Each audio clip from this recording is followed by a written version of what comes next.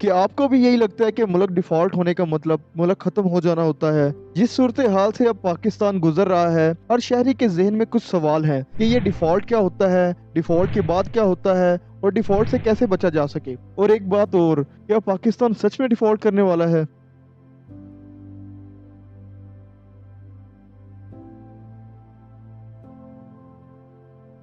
देखें, किसी भी मुल्क को चलने के लिए पैसे चाहिए होते हैं, ये आप जानते हैं। तो पैसे कैसे आते हैं? या तो आपका मुल्क बहुत सारी चीजें बनाए, उसे बाहर बेचे और डॉलर्स आए, यानी एक्सपोर्ट्स। दूसरा तरीका ये होता है कि बहुत से लोग बाहर काम करने जाते हैं और रेमिटेंस भेजते हैं, यानी डॉलर्स की सूरत में बाहर से पैसा भेजते हैं। और तीसरा तरीका ये होता है कि मुल्क डॉलर्स उधार लेता है, और उस उधार को जब उतारने का वक्त आता है, या उसकी किस्त वापस करने का या उसके ऊपर सूद वापस करने का, तो मुल्क के पास पैसे नहीं होते तो अपने आप को डिफॉल्ट डिक्लेयर कर देता है। ये होता है डिफॉल्ट। दूसरा सवाल है कि डिफॉल्ट कर गया तो क्या होगा।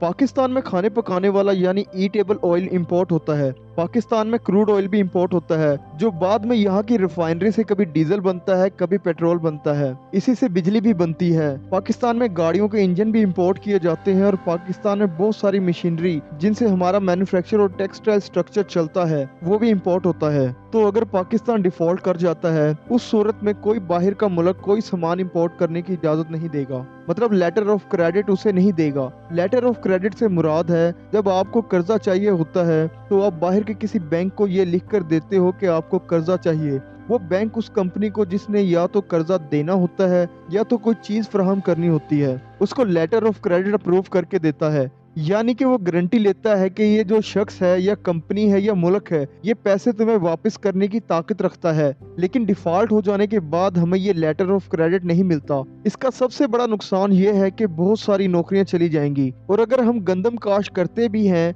तो उसकी ट्रांसपोर्टेशन के लिए हमारे पास गाड़ियां भी नहीं होंगी।